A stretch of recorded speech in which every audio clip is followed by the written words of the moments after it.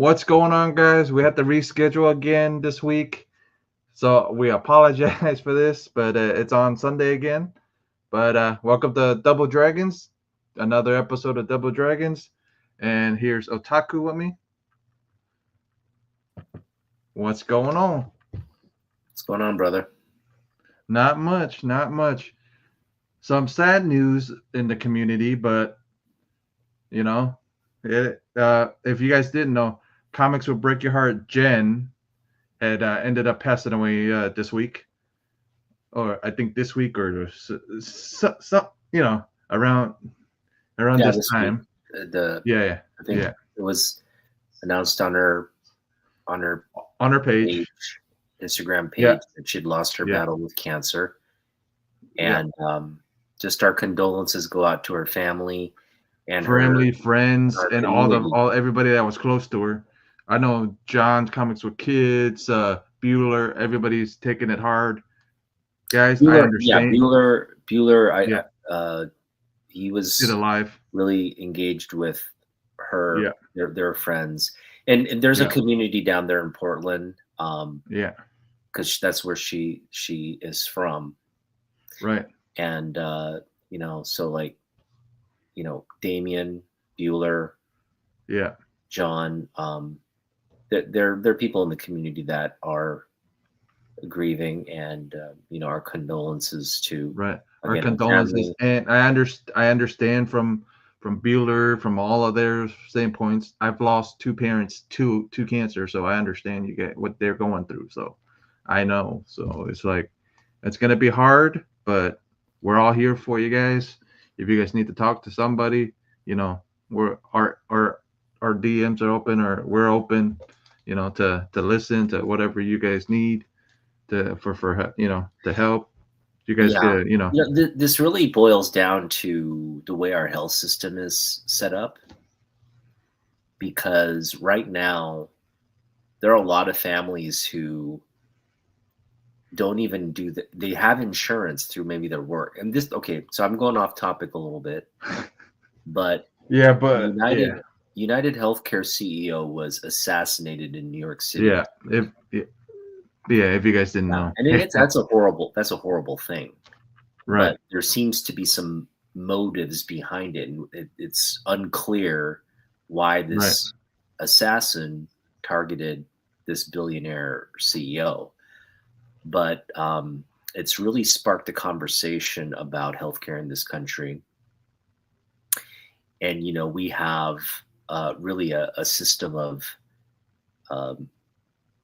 in private insurance through our employment, that doesn't really provide us the best quality of care. It also forces us to make some tough choices, like we have to pay a certain amount out of pocket just to go see the doctor, right? And then if there's something wrong, I'm sure there's a lot of T's and C's that are in the what's coverable, and then you have to dot all your I's and T's, just to make sure you're even covered. So it's and so it incentivizes you to really not go to the doctor, right? Like, you should be going to the doctor at least once a year. Supposed to, probably more. Guys our age, I have to be getting colonoscopies and all kinds of different procedures. I don't feel like paying hundreds of dollars to get my colon scoped, but that's something I should be doing. And I think it's really inconvenient, but like, I just remember when I did colonoscopy in Japan, it was so easy. It was so easy. I mean, I didn't even have to go under. They kept me awake. They just anesthetized my thing, and they probed up there, and that was it. It was rather easy. But here you're doing this whole you have to drink all these fluids, and then actually I had to drink the fluids too, but it was not as it was an easier process in Japan. But anyway, my I don't know Jen's whole situation. I do know she was having issues with funding her treatments and her care and all that. So this is just, I think, I don't know. It's a time, I think, for us as a country to really reevaluate why we make these healthcare systems so profitable. And then not only that, but and she always had one thing about Jen, always welcomed all new people into this community. Always, you know what I mean? We're gonna keep that, that going, and not deny people because we're all human. We're all gonna be, she had the biggest heart in the world too. She welcomed everybody, even if you weren't really a comic book person. She would say, "Hey, you might enjoy this book. You might enjoy this or that." She tried to turn Monty White Gloves into an indie reader. I remember when we were on on stream together. So, you know what I mean? Yeah, I didn't know her. Right. I didn't know her personally or on any level. Right. I know you had streamed with her, and I know people within our sphere, even like people we consider friends, have communicated with her, met her, and engaged with her on. Actually, honestly, she did come down here to Florida. I think it was a couple Thanksgivings ago, before she had got diagnosed with cancer or whatever. We tried to link up, something happened, or she had something to do, so we weren't able to. So that was kind of sad, but that's cool, At least I got to hang out with her on a couple streams, and she was a great person, man. And honestly, she wanted this community to be open to everybody. It doesn't matter race, it doesn't matter color, it didn't matter, gender, whatever. She was open for everybody and anybody to join this community. And honestly, I want to keep it, keep that message going. Hey, everybody's welcome. So, but on a lighter note, Dollar Tree selling DC Comics. So, what do you think about that, Nataku? I think that's great. I think comic books should be affordable.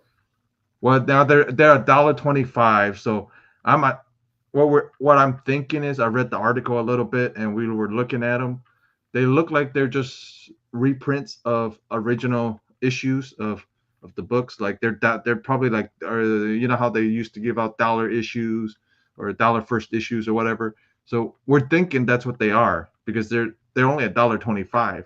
But the price tag on the book says it used to be $3.25 or whatever it was. But I'm wondering if it has the ads and everything in it, or is it no ads and it's just all comic. You know what I mean? But if they made it $1.25, like I'm just talking if they drop, because I know right now books are right around $5, $6, right? Yeah, 4 to 3, sometimes 5, the highest 6, 10. What I mean? They're like $8. You get some of those image books, or they can be up to like $9.99. But the biggest thing with this is now if a parent goes to Dollar Tree, the kid wants the comic book, it's only $1.25. That's what I'm saying. They don't have to fork over $5 to. That's what I'm saying. Like you make it $1.25, you are selling a lot more comic books. First and foremost, a lot more value. That would bring me back into like getting current books. Right. But the biggest thing is is I think they're trying to get the younger readers, because they don't right now it's more of the us, what I mean? Our generations. None of the new guys are all digital guys now. You know what I mean? They're still reading it, but they're reading it digitally. Right, because you can get a manga. Think about it, Jeff. You can get a big, thick manga book, a paperback manga book, for the same price that you're buying the comic book. Yeah. Well, and what's more bang for your buck? Yeah. Like Yeah. a Manga would be because book a manga would be a manga is almost a graphic novel, graphic novel size. Yeah. Well, I mean, but you know what I mean. It's graphic novel. It's like $7-8, right? Like nine, Right. almost maybe $9, but you're getting like 5 times more content. Sure, it's in black and white content sometimes, but yeah, but it's cheap. It's cheaper for them to print it that way. Yeah. Or in the past, or the comics used to be printed black and white, but you know what I mean. In Japan, a manga comic book, that thick volume, usually a whole series is what, like maybe 28 books, right? 28. The biggest I've seen it up to like 100 to 200 books. Yeah, but yeah, a volume of that is 300 yen, which is like it's like 250 or something like that. Right.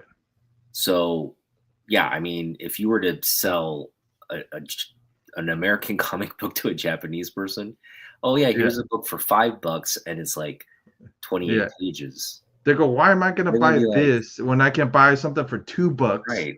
And I get more material. Why am I paying so much? Yeah.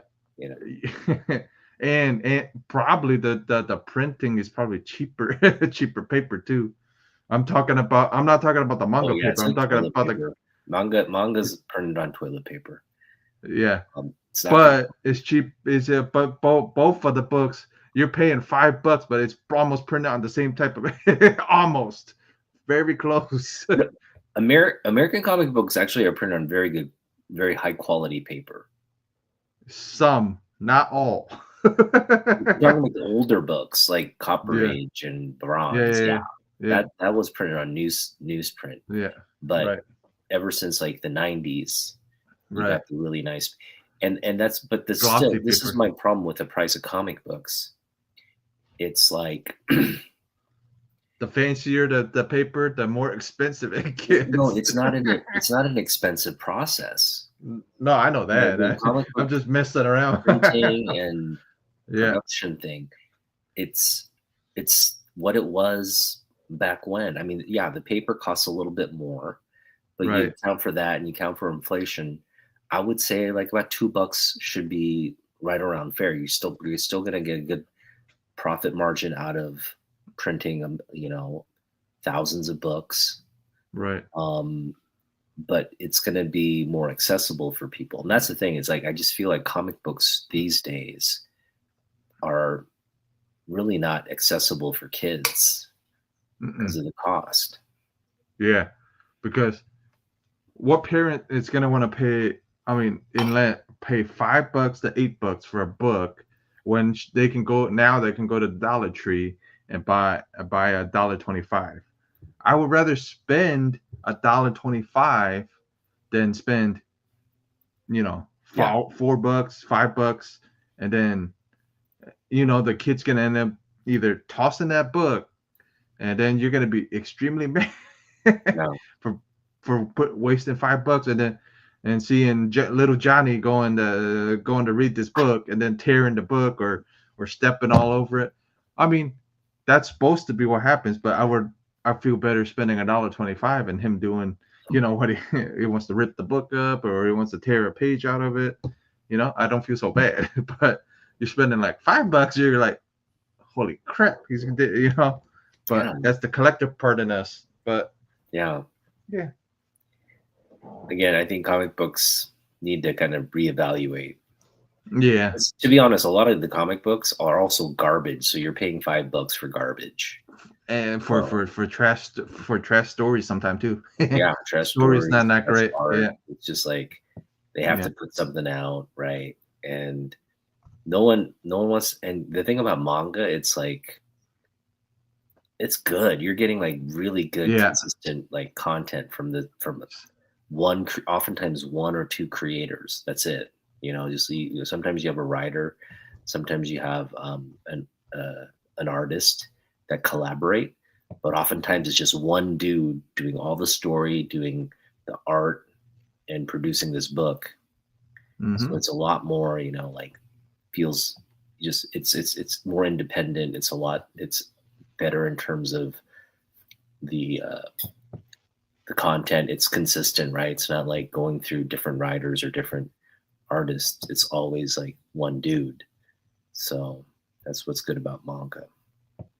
I just feel like American comic books are losing to manga for the younger generation. Yeah, and I know.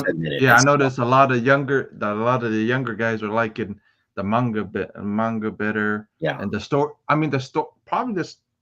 I've read a couple, and stories are way better. And some of them are way better. See, and it's no one's fault. It's just like, here's this great product, right? Yeah, it's competing with American comic books. And at the end of the day, it's like you're just gonna read what's entertaining you more than the other, right? So manga and anime is the thing now, because I noticed a lot more people want, like a lot more of the, a lot more American kids are getting into the manga, getting into My Hero Academia, all, Demon Slayer, all those.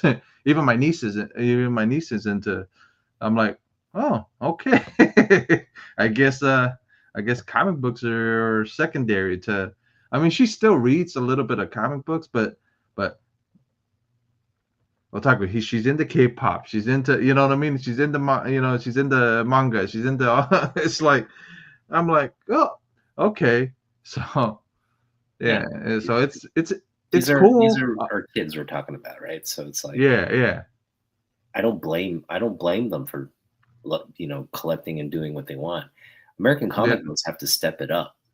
Mm-hmm. They have to step it up. They are because now Saga's making them digest size. Now I know DC was working on something to create some digest sizes of their trades of Batman, Superman trades. I know they were, they were. I read an article like a while back where they were, coming out with digest size of quarter hours from Batman, digest size of like Wonder Woman stuff, digest size of Superman stuff.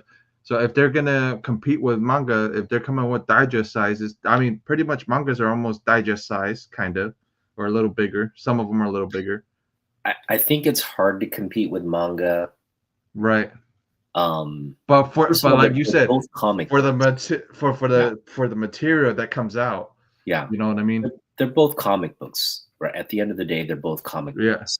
It's just the Japanese version and the American version. They're all comic books.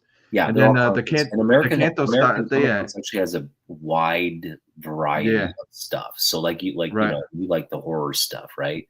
Yeah, right. Yeah. Japan has horror. Right. Japan has sci-fi. Japan has same thing. Superhero stuff. All right. Different. Same idea. But like you said, it's the nuggets they give you. American comic books, it's a very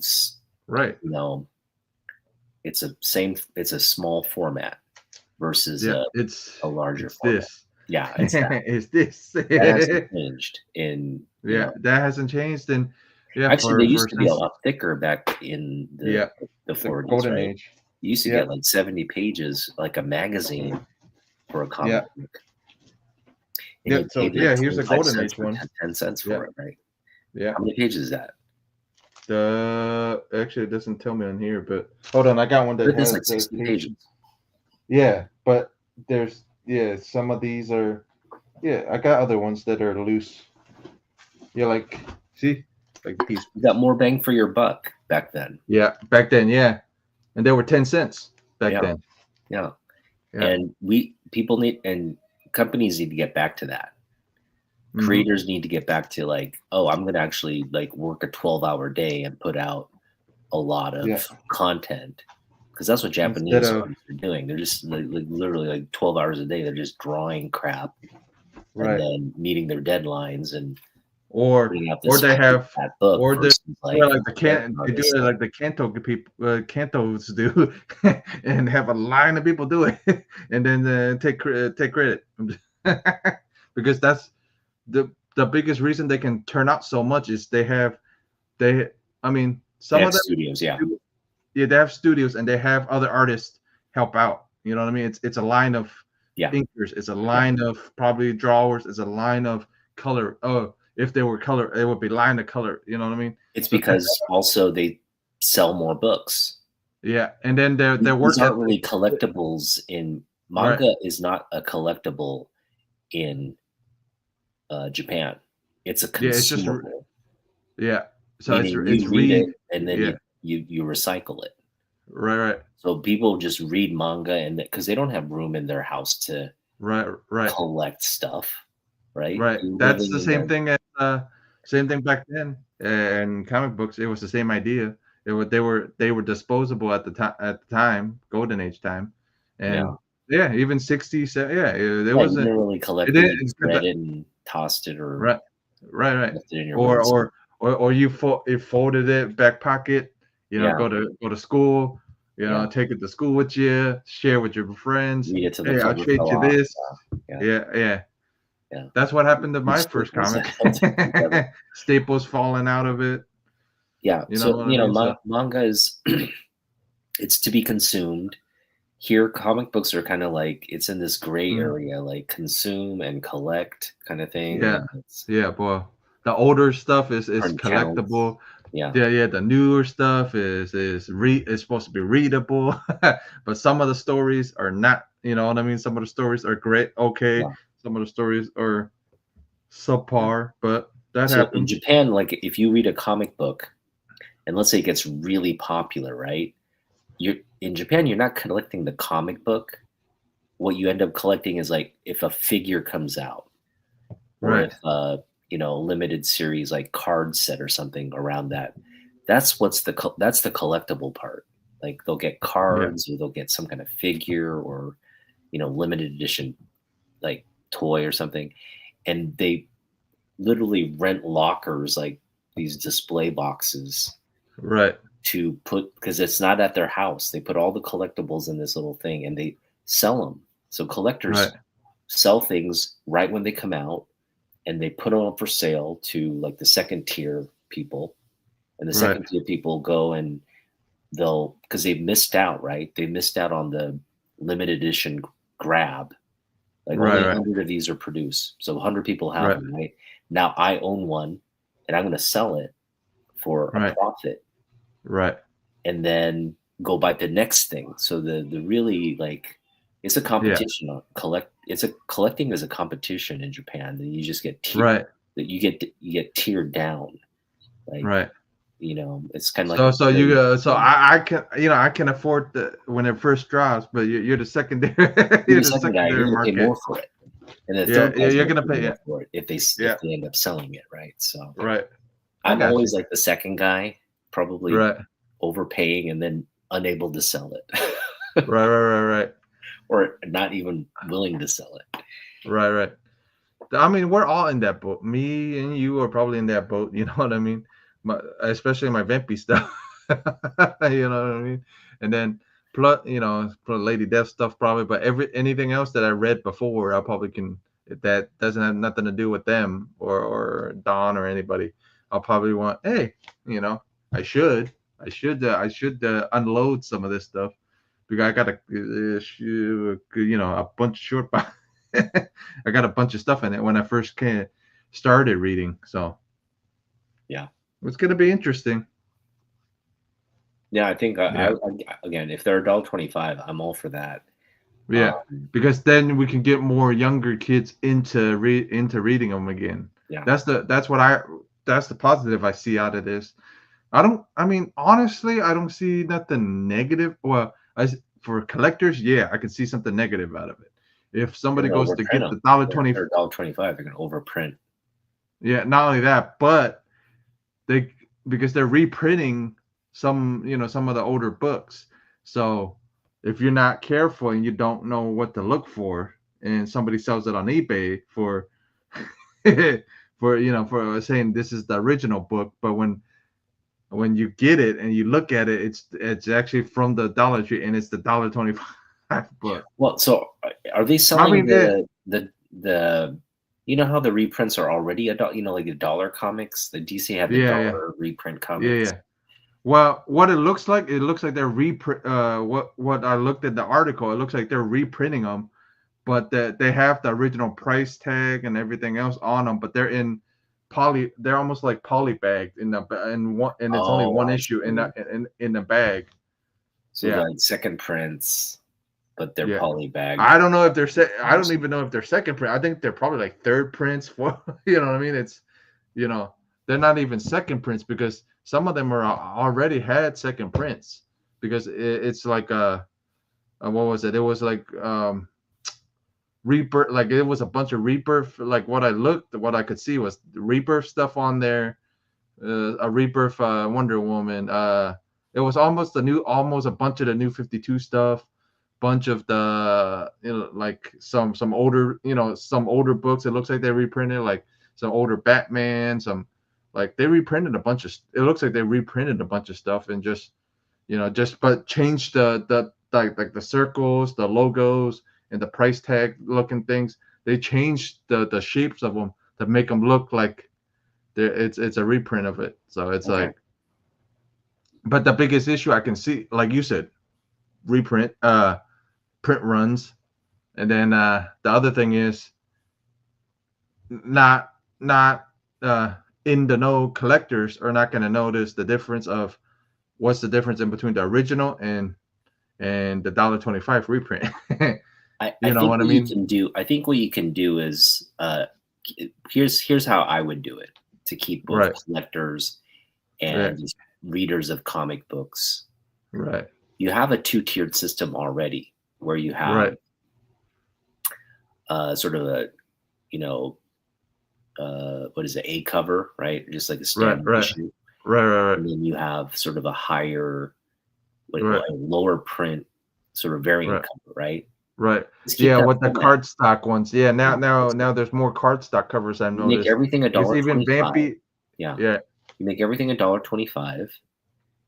Well, Dollar Tree can't overcharge anything. Well, I'm saying whether it's Dollar Tree or whether it's your LCS, I'm saying bring down the cost of comic books altogether. This is going to help LCSs too. Right. This is going to help the LCS. So you just bring the price down. Yeah. But this is what Delman thinks. Yeah.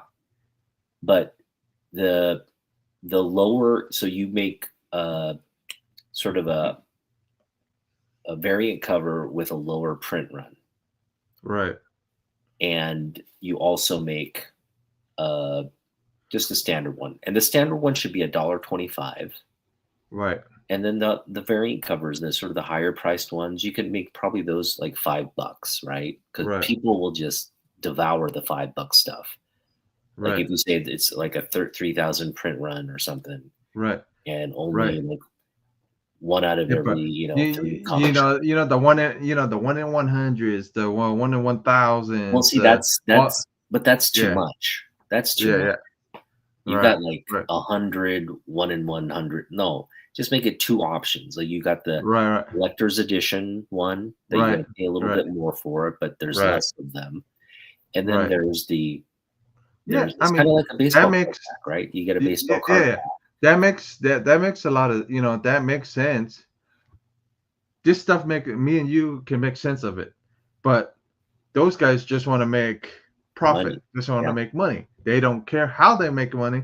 They're gonna just rate like now. They're just we're not getting as many people reading these things. Maybe if we put them in dollar stores or little where people are at and drop the price now.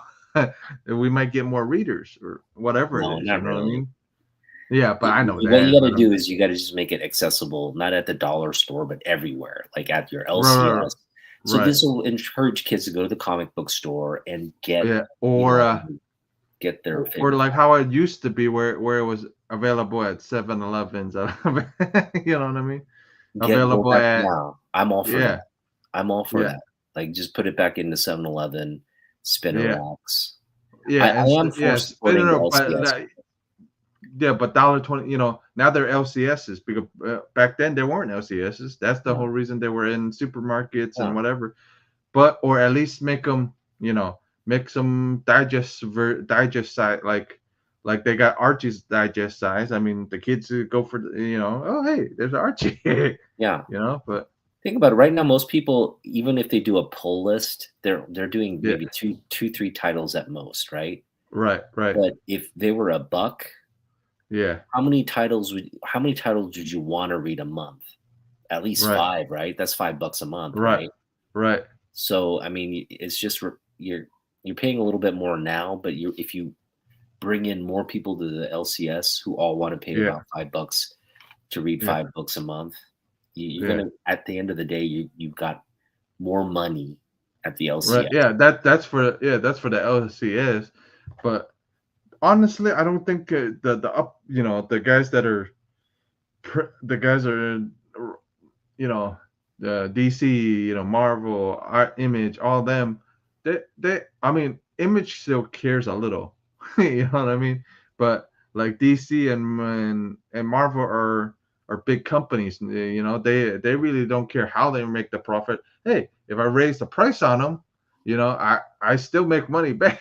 You know what I mean? It's like, oh, Yeah. if I raise, No, that's a you know great what I mean? point. It's like people need to stop buying them at that price Right, because they're still buying them at that price, which is why they are still selling them at that price. But right. um, If it's kind of everybody like in if you the have money, you get but to read nobody's books. If you but don't, you there's don't. there's the collectors, and then there's the readers, and a lot of it is more of people that are buying them are both, but a lot of the ones that are keep on buying them are Well, for the okay, let me stories. ask A you lot of this. Let readers. me ask you this, Jeff. If you were a kid Mhm. right now, do you think your parents would be buying you comic books? Nope, Nope, right? because I still remember back then it was like, unless you're gonna first thing she said was, unless you're gonna read it, I'm not gonna buy it for you. Yeah. And then I imagine if she was here, if I was a kid now, and then she goes to the market and sees it for $5, she's not gonna buy that, No way. because even $2 was too much for her back then. It was like, Right. what are That's you my gonna do? point. Because That's the my point. biggest thing was, what are you gonna do with the book? Are you gonna, because she was, oh, you're gonna read it, that's cool, but are you gonna take care of, the Yeah. biggest thing was, are you gonna take care of it? Yeah. Because I'll give you $2, or I'll give you $1 or whatever it was back then. I'll let you buy it, but are you gonna actually keep it nice and Right. neat and whatever? Yep. Because this is the only only $5, or only buck I'm gonna give you to buy the book. Yeah. I I still remember remember I got buying I them got and like then a just couple of looking at them. bucks. I got a couple of bucks to go to the Right, LCS once a month, right, and I could pick up like 4 or 5 books, right? right, right, And then right, as I got older, that right, 3, $4 could only buy 2 books. right, And then as I got older, that 3 or right, 4 bucks could only buy 1 book. And then that's what I'm saying. right. Like kids who don't have money, Yeah, like yeah. if you're like, And they need to ask their parents for it, so half of the time. And what parent's gonna want to pay $5 for little Johnny, little Susie? well, parents with money are going to buy Yeah, that. It's not right, much, right? But like kids right, like us, if right, I'm talking about kids like us, right? We grew up right. where Yeah, like where $3 was like a lot. a lot, Yeah, right? So it's yeah, not like we can go out and buy comic books whenever we want. right, right, And that's kind of my whole point. Like you bring it down to $1, right, it's going to make it accessible to even like the kids who are struggling, right. right? $1 is not that much. Yeah. Nope. So if you're going to give a kid a story, nice Yeah. artwork to look at, I as a Right. parent would be like, yeah, but for like Yeah. $5, $6, no. Yeah. So Because $5, yeah, $6. It hurts more. it is more. Not in a bad way, but like you know what I mean. It's $5. Are you get or yeah, and the first thing you're gonna first thing in your head is thinking, is little John, like I said, little Johnny, little Susie gonna end up reading it and just flinging it somewhere, or or is he gonna keep it nice? You know what I mean? I thought, I mean, the collective part of it, our us are gonna go, even at $1.25. I would wish they would try to keep it nice, but I don't feel so bad if they go, you know ooh, you know, it's you know, it got creases, but if it's a if $5, it hurts a little more. It's like, huh, I gave you $5, got you one book, and you know, and it's like, but more $1.25, more material for them to read. So, you know, get them to read more. I mean, honestly, I think it's trying to get new readers. Being honest, that's the biggest reason. I think they're trying to get more readers in because they know that I mean, the market's not. Yeah, it's a hard sell, but they know their market's a little bit of, you know, it's an older crowd, but they're trying to get the younger crowd into it again. But like you said, manga's cheaper. Manga's a little cheap. You know, manga's a little. You know, paying the same price for $5-6, more bang for your 10, more bang for your buck. You know what I mean? You're paying 20. You know, you're paying 20 for you know almost an absolute. You know what $100 what a $200 absolute edition would be for them. You know, it's like us. You know, it's like it's like and it goes back to my point, like manga. So comic books are a collectible. It's a hobby. It's a collectible. Right, but like you said in Japan, it's not. It's not. Manga books are to be read, and passed on. You can collect them, but it's, you know, you're talking about like if you're to keep that in your room, you have to have a bookshelf and you have to So it's almost made to be inconvenient to collect, and it's not worth anything, right? In manga, there's not like a first print well, there is first print. And some of those first print comics, if it's a huge success like Dragon Ball Z, right? If you're like the first magazine printing of Dragon Ball Z, or the first printing of in Japan, the manga is going to be a little less. That some of those magazines, low print magazines, those are probably going to be worth more. But, the point is, like, it's not that big of a collectible, and I think maybe comic books need to get to that point, because they're not worth. I mean, they're worth a lot to us, right? Because this hobby reminds us of our childhood, that way. But in real life, like, only those like golden age book auction things are the only books that will probably command thousands and thousands of dollars and have sort of the upper, you know, like, people with money don't care about like Fantastic Four from the 80s, right? People with money are going to be buying that original art, the older books in high grade, the really rare stuff. And I just think, like, a hobby doesn't have to necessarily like produce money or anything. It's something to be enjoyed. So if you enjoy reading something, getting into that, and then doing it again the next month on a different title, that can be a hobby in and of itself. It doesn't have to be a collectible per se. So I just say, like, if comic books wants to compete with manga, they got to give more bang for your buck. That's it.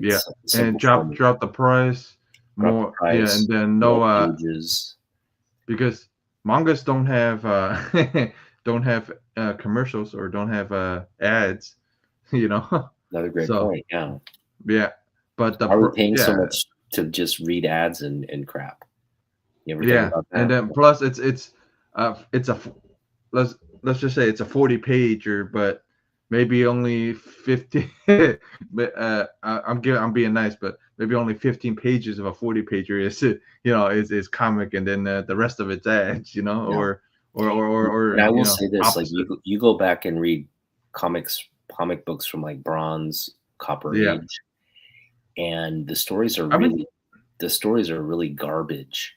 You go and read any kind of manga, any manga. The stories are really good. They develop the characters. It's not like one panel where they're just word vomiting on you. It's like one panel, dialogue, It's like sound effects. Like they're setting the tone on a scene versus like a photo and just like telling the story in one frame, right? It's or a crap ton of dialogue on one. Some of them were, some of them were. It's just like people are just randomly like talking about their weapons or something, and like I killed 55 people last year. What did you do? It's like just random dialogue that people don't really talk. That's how people talk. So that's what's annoying about comic books sometimes. Yeah, but I mean, it like some of it's comic book logic, you know what I mean? Like people say, but it's gonna be interesting to see how this goes for them, because they they did some DC. It's always DC, you know what I mean? I've never seen I haven't heard Marvel wanting to put them in, not yet. So maybe later down the line, Marvel sees how successful DC gets with this, and maybe Marvel is gonna put their stuff in there, and since they went to since these guys went to Dollar Tree, maybe they go to Dollar General now, the other one, and put them in. Marvel puts it in there, or whatever. But yeah, because they had them in Walmart for a little while. I don't know if they're still going, but I think they stopped it. But so they tried it They tried it at Walmart, but they charged a lot more for it. Now they're gonna go the cheaper route and go to Dollar Tree and put $1.25 on it. I think that the Walmart ones were like $9.99, but it was for 40 pages of comic, I think, or whatever it was. I think so. Let's see how that goes. You know what I mean? But let's see how this goes with $1.25. See if our reader, if more people from from comics come into LCSs, and hey, maybe that's gonna bring more people to the LCS. Let's hope that happens. Yeah, Ms. So brings up a great point. Yeah, kids, a lot of comic books are digital, and you can get them off the internet for free. Right. So if you're kind of diligent, you don't really need to pay to read books. You can kind of download them or share them. But the digital versions are definitely more accessible. For sure. There's something to having the physical. Yeah, but that's us. But the newer kids don't want to get their hands dirty with ink. They're on iPads, and they're on, you know what I mean? If they can, buy a whole story if we can get them a whole story for a couple bucks. Instead of pay. But the problem is, digital, you don't own it. You know what I mean? They still somehow own it, but you only own the digital copy of it, or whatever. You don't even own the digital copy. It's just a file. So so I mean, that's cool too. I mean, that's gonna be the reading. It's gonna be half digital, half physical media. Like I mean, the only thing that comics is the only thing that survived from this, because DVDs, physical media is kind of, you know what I mean? It's not, not there. It's everything's on Netflix, Hulu, all those other stuff. So the only thing that's really survived is comic books, if you think about it. And then CDs, records, all that stuff's coming back, but they've went to digital too. So it's like, the only people who collect records are old people. Yeah. New people are not. They're buying records and they're listening to records, but they're not collecting records. Right? There's a big difference. Right. Maybe they're having a collection just to reflect their musical tastes, but no one's like going out like trying to get a first print or first recording of like the Beatles or something. Like those are only old people are doing. Right. But younger kids and the younger generation go, I could get it. I can get it digitally on Spotify. I could get it digitally here, there, Apple. Wherever. So why am I gonna get buy a whole CD when I want to do something like this to listen to music? or they don't even listen to the whole. Sometimes you yeah, the main reason we bought the CD was for one song, back then, and then and we played the crap out of and not, it's like, so now it's digital, so you can buy the one song for whatever it is, But the only thing that's really survived physical media still is comic books, because we still got physical comic books and digital, but we're it's both, you know what I mean? So readers can do both, if they want physical or they want, digital. So the only media that I know that's surviving, kind of, it's limping, but it's surviving. Yeah. Well, I think we'll talk about, we've seen the hobby kind of go through ups and downs, and I think it'll always be strong. American comic books aren't going anywhere. Right. But I do feel like there needs to be some kind of change, because the interesting American comic books is just not there. And so if they don't adapt, 10 years, 20 years from now, when we're gone, there's not going to be any industry, right? It's going to be just like, Disney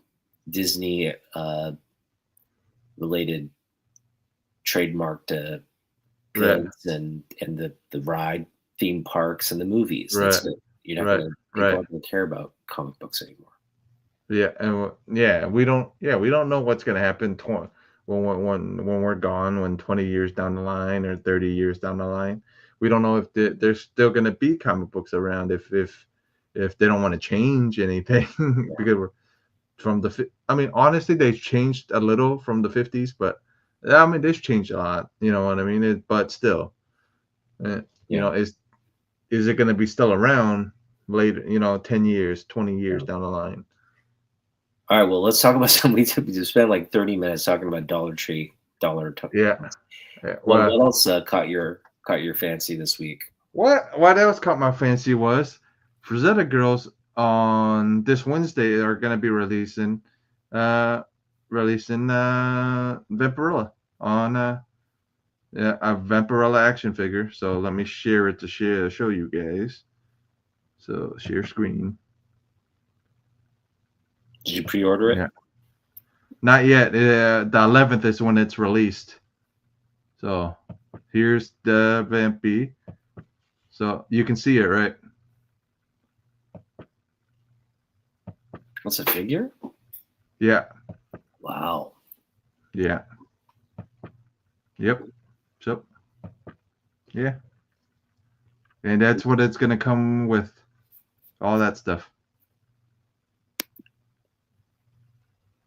Yep. Nice. Yeah. It's a wow. Yeah, and I'm probably gonna pick up one to open and one to keep in box. That's nice. Yeah. So that's gonna be something I'm gonna be picking up.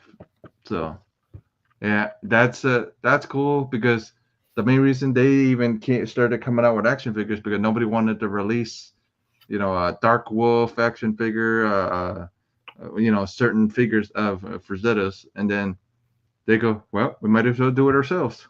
So that's what Icon Collectibles is for them.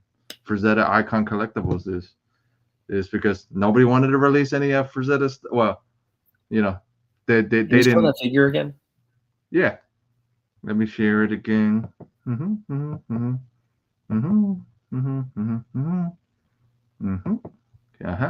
Yep. Right here. So this is coming out. This is from October 11th. Wednesday. This is from the Frazetta. Yeah. Foundation. Frazetta Girls. Frazetta Girls website. So yeah. So it's gonna be coming with. So it's gonna look, this. So it's gonna be a couple of different heads. It looks like it's gonna be 2 different heads on it, or 3 maybe. I just want to get a good shot of like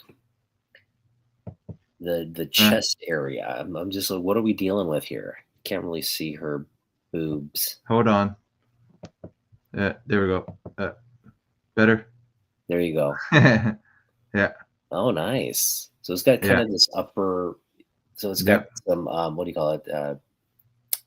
Some mobility there in the torso. It looks like it looks like torso mobility. Got some there. Yeah. So it's gonna be so closer look at this one. Yeah. It's gonna be fun, man. Don't do some funky things with that doll, all right? No, I'm not. Boxed.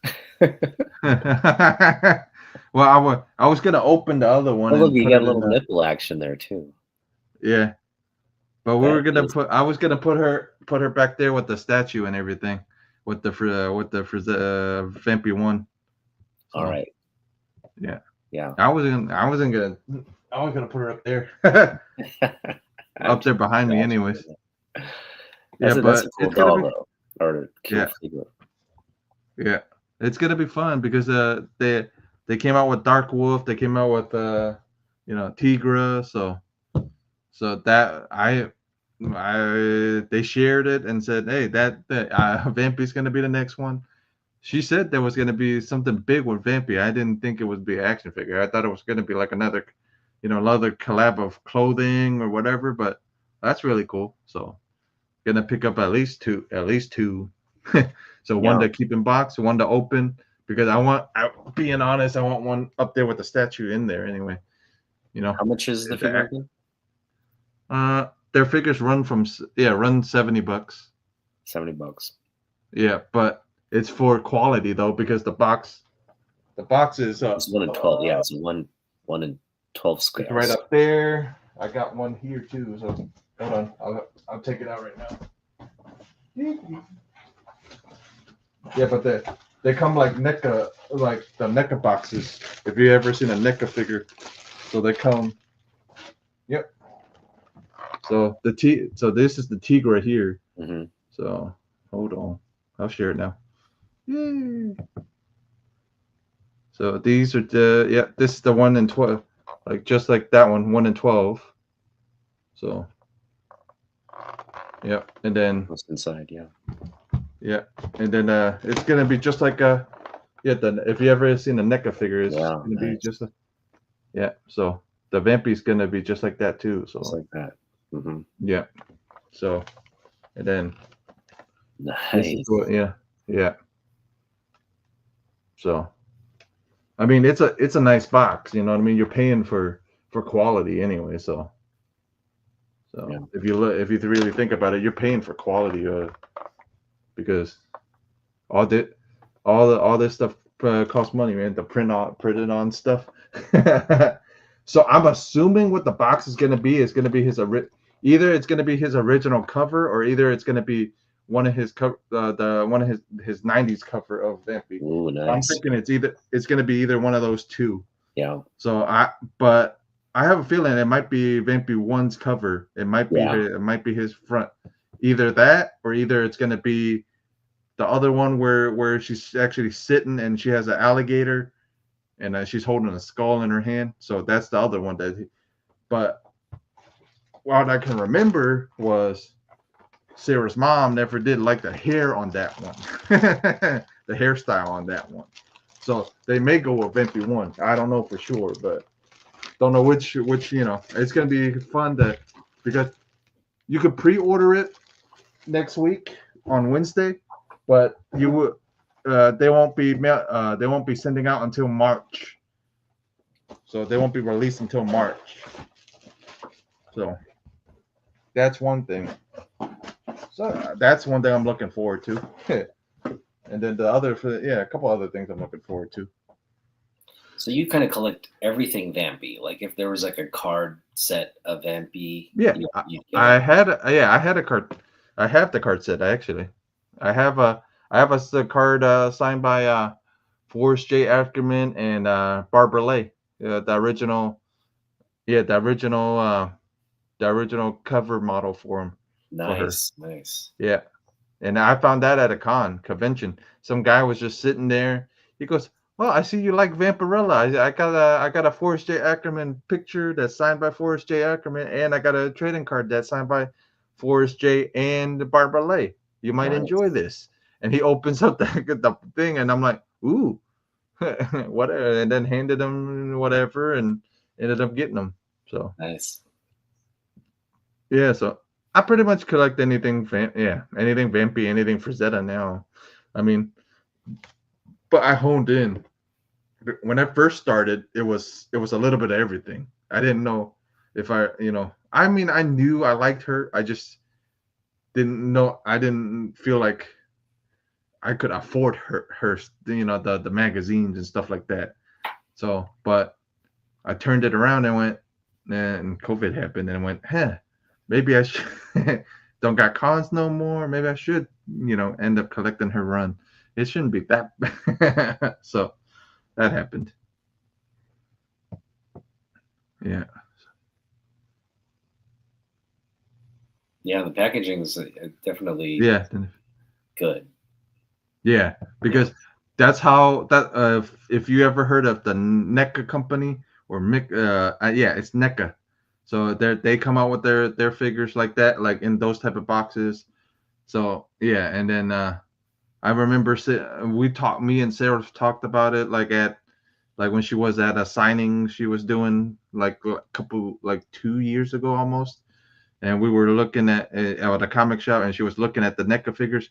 She goes, okay, so like she was getting ideas for the Icon collectibles or whatever. So that's because I kind of figured that's where they would taken the idea from, was from NECA, but there's supposed to be a bunch of other figures coming down the line. I think there's supposed to be a Conan coming down the line soon too. So a lot of people are gonna end up getting the Conan too. So that might be one I'm gonna end up picking up too. So Vampy Ing and Conan. So that's gonna be interesting. Is there a Vampirella statue, like a statue that's out? Yeah. Well, there's one. There's this J. Scott Campbell one up here that I got. But there's Sideshow. Sideshow comes out with some decent ones. Expensive. Yeah. Yeah. Because those statues are huge. Yeah. And sideshows are I would love a sideshow, but not I understand why they're that price, but I got that statue for actually really cheap. I got it because one of the shops was going out of business. Tried to get it for $50. didn't want to budge on 50 because that thing normally goes for like one something or so.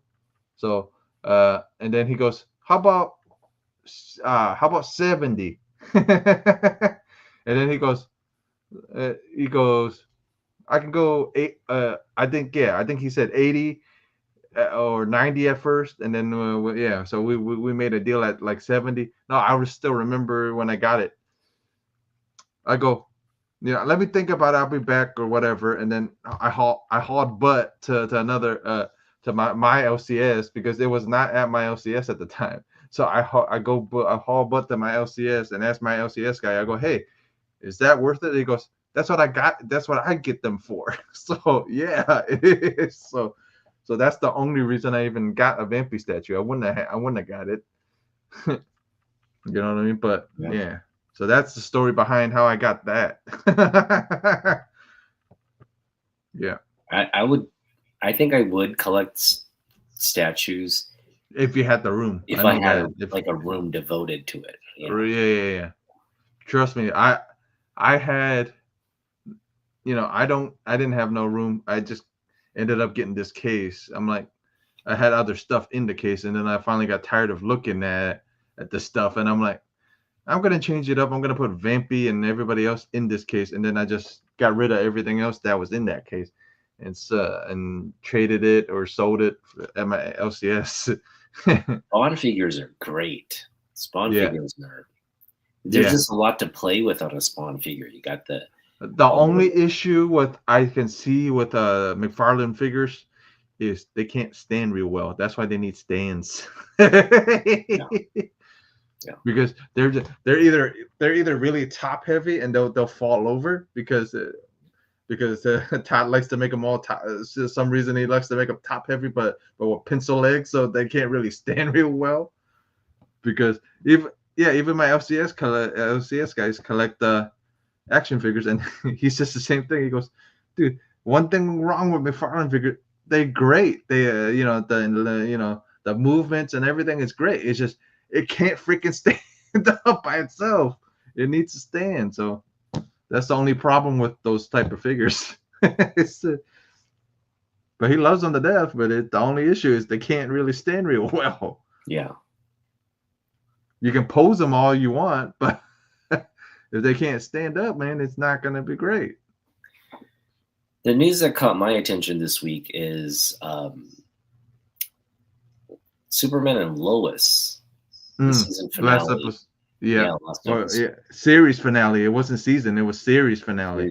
That's the end of the Arrowverse. Yeah. I enjoyed the ending. I actually saw a little bit of the ending, so I enjoyed it. I only watched a few episodes. Yeah. I like the tone. I like the tone of the series. Yeah. I don't know. I didn't buy into it though. Well, I don't think the guy looks like Superman, to be honest. Right. But I mean, that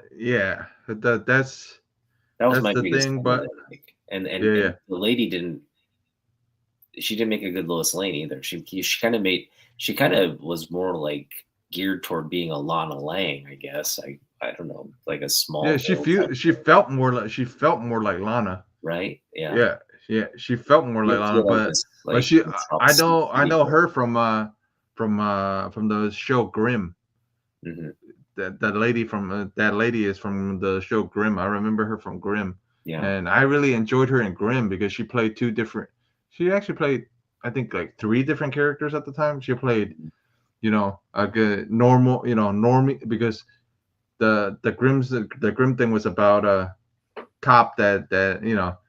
Well, guys, it's been an old show, but if you guys haven't seen it, it talks about a cop that was, like the Grimm fairy tales, but it's actually he's actually a guy that can actually see all the creatures from those fairy tales, like like the 3 little pigs, the wolf, the whatever they were actually.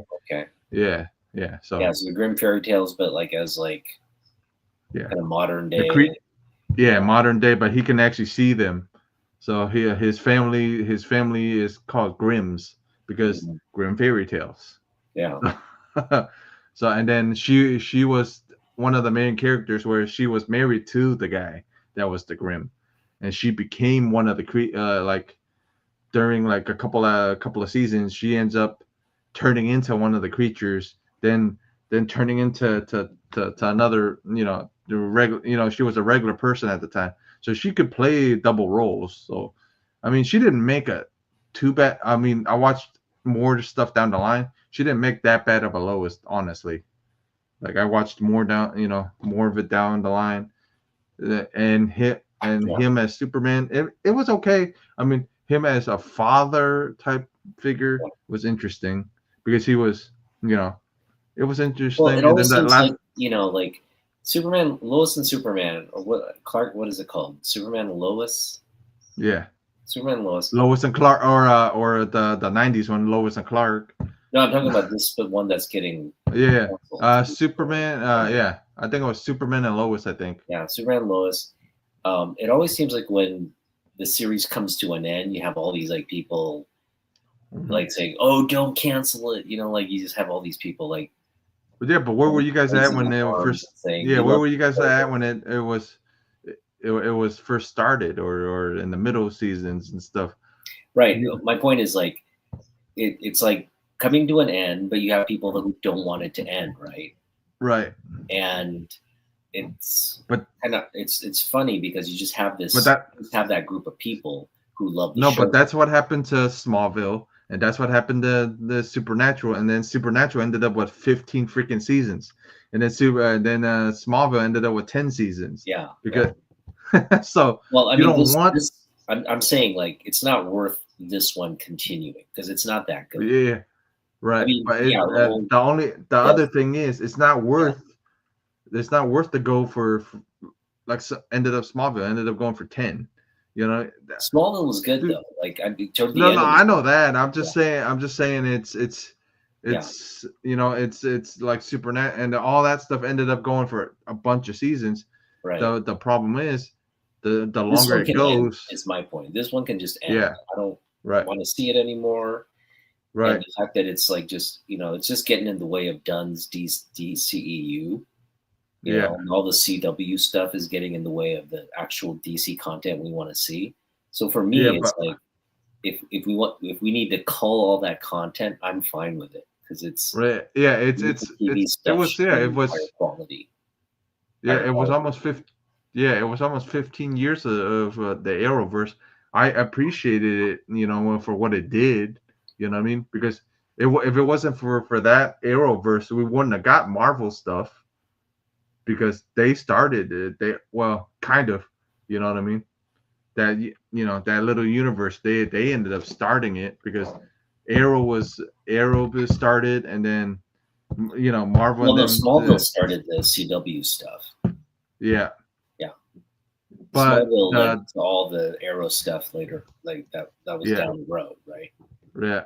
But you're right. Like, the made-for-TV stuff is good. I'm not denying that it's right. not entertaining. But when you have a vision to make the DC stuff a little bit more relevant, a little bit higher production value, a little bit more thoughtful in how it's integrated, right? All the content's going to be integrated. It's going to tell the stories in the same universe. You got to just kill stuff off for that to happen. And all this hubbub around, Superman Lois. No one was talking about Superman Lois like 2 seasons ago.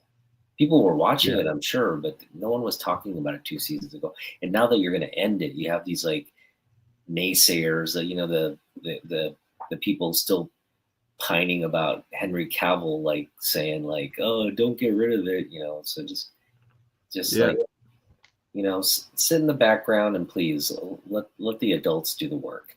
Right. I get it. You like it. You don't want it to end. Yeah, but where were you at? Where were you at? You didn't show up at the time. At the time, you know what I mean. You show up at the end when it's about to end. Right. Yeah. I mean, they don't end programs for whatever reasons. It just wasn't getting the ratings it should have. So right. If you really wanted to not see it end, you should have supported it. Right. And I do feel sorry for the true fans of the show. Yeah, and then I feel. Yeah. Yeah, but I don't feel bad for the actors and everything because they'll end up on the con floor, the con scene, and they'll be all right. You know what I mean? But it's gonna be cool. I'm surprised they brought Doomsday to that series. Yeah.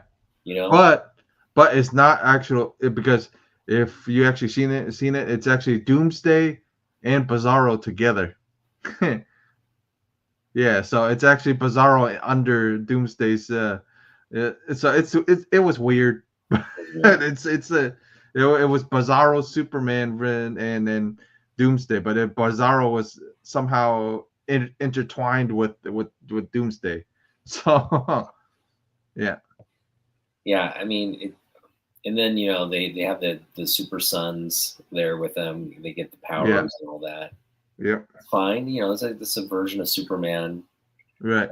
That's we haven't seen before, which is cool. Right, making him Jonathan. Yeah, because Jonathan and them were in the comic books, so yeah, Jonathan Kent's in the. But it was interesting to make the kid emo. Emo kid. It was interesting because the kid with the darker hair was the emo kid, and the kid with the blonde hair was the.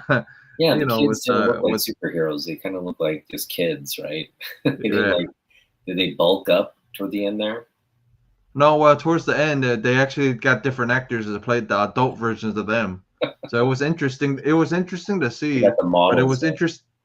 Yeah, but it was interesting to see, see him age. They actually showed Superman age, like actually get grays. So he's aged. Actually, kids got older in their. Yeah, and actually show, because originally in this season or in a couple seasons, they ended up saying Lois ended up getting cancer somehow and whatever, beat it, and then later down the line, like the finale was later down the line, it ended up coming back like, harder on her, and then, but he's still around.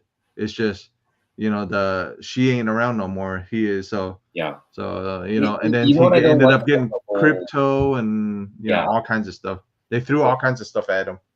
The reason I don't like this version, and forgive me if it's something they brought up in comic books, but the idea of Clark returning to the farm, right, do farm work, and then bringing Lois. They did the newer stuff. They actually did bring him back to Smallville. That's what I'm saying. Yeah, the fact that they did that bugs me. Because think about it, right?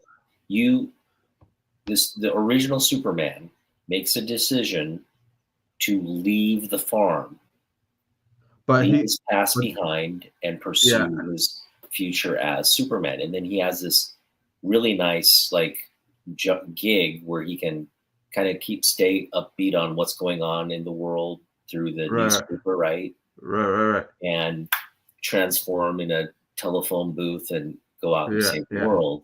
Right. Just because he gets married and has kids, now what? You're gonna go and farm? You guys because there's nothing going on? How the show went was because of how Jonathan, the darker haired kid in it, had not attention deficit disorder, but had born on the he was born with this autism. Yeah. So that's why they moved back to the farm. That's the main reason they moved to the farm in the first place, was for him. Because the kid had autism? Yeah. Yeah. Well, because that doesn't make sense either, because city resources for kids with disabilities is much better than rural. Right, but they didn't.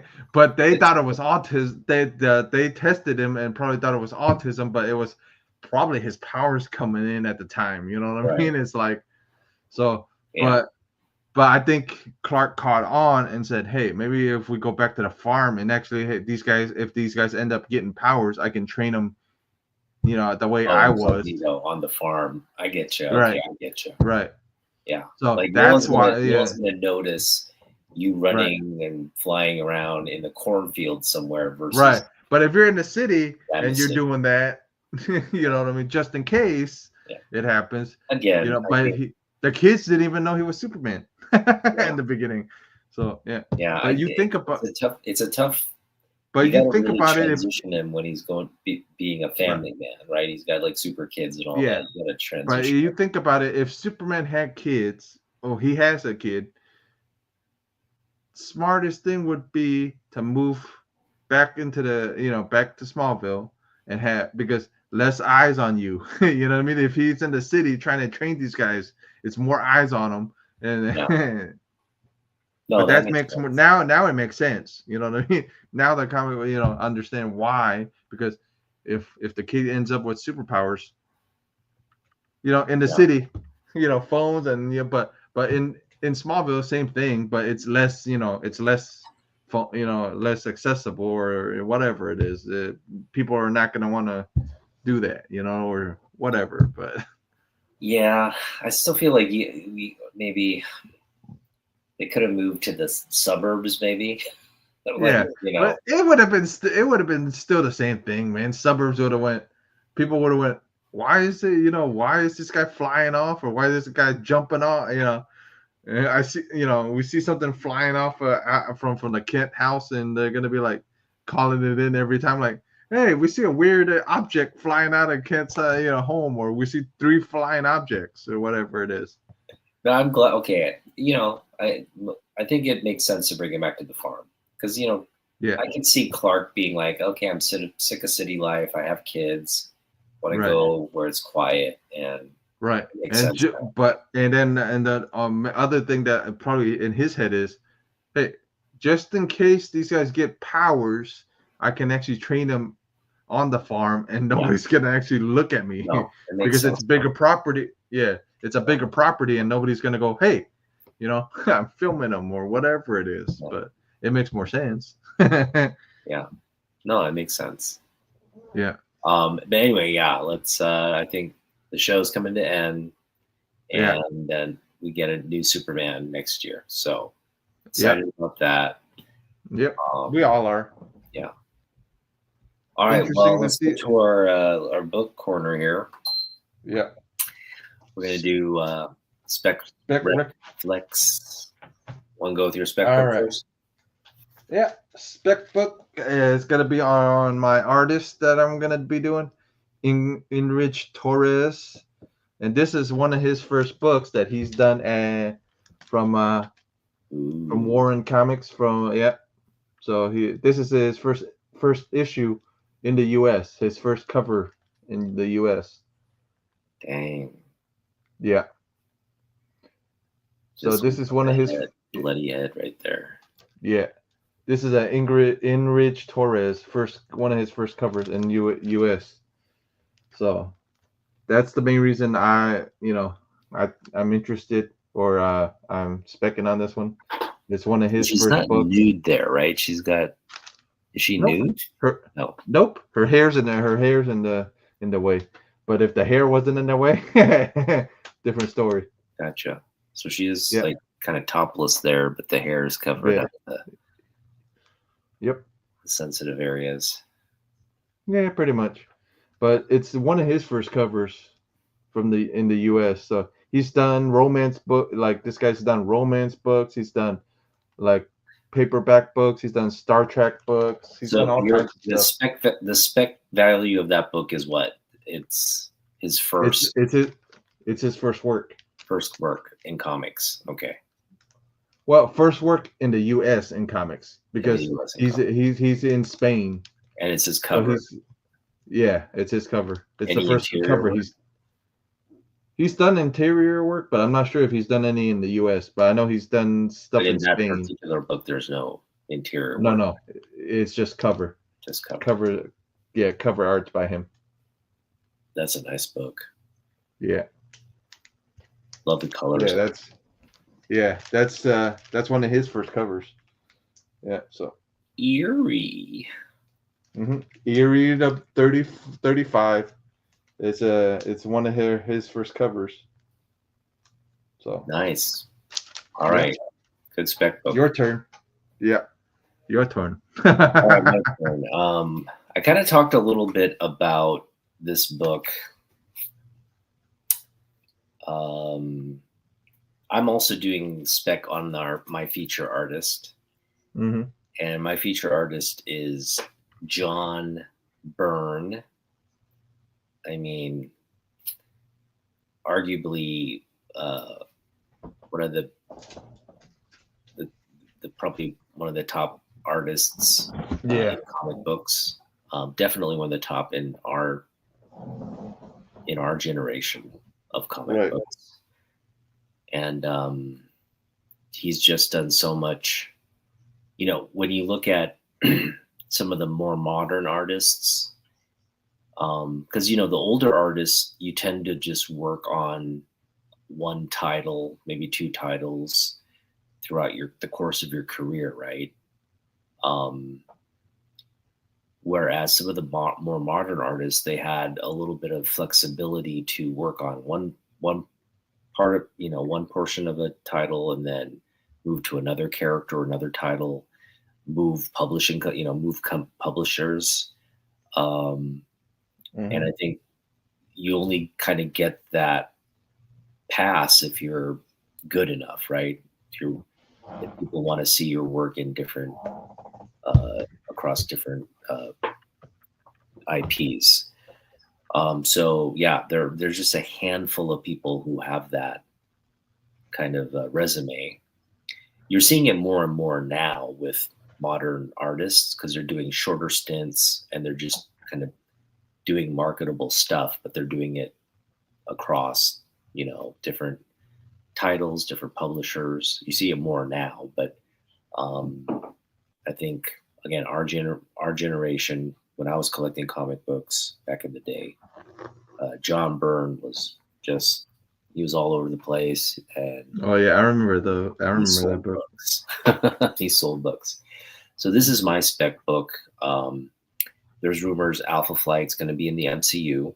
Makes total sense, right? Alpha Flight was kind of this really popular Canadian super team, kind of like the Canadian X-Men, right?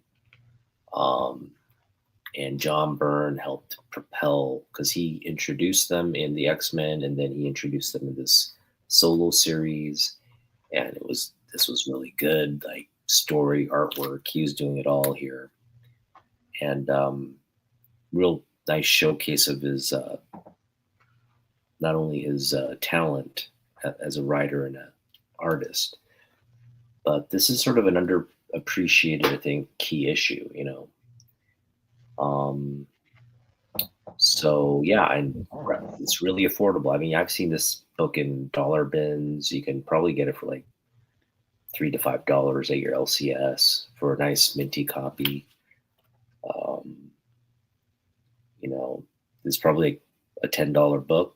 Probably has legs to grow to like a $25 book if again, that rumor is true and they come to the big screen. Yeah, if that rumor is true, those books are gonna shoot up more than 20 bucks, right? And you know that. Well, yeah, hopefully, like it'll get in the hundreds for that. Well, their first appearance is already like a $200, $300 book, but that would propel it to like 500. And again, this could be potentially a $50 book. Yeah, because you got Spider-Man and the X-Men on this one. Yeah. You also got the Fantastic Four, Thor. I mean, that's a great cover right there for a first issue. My only regret is I had an opportunity to pick up the Canadian price variant, and I didn't do it this summer.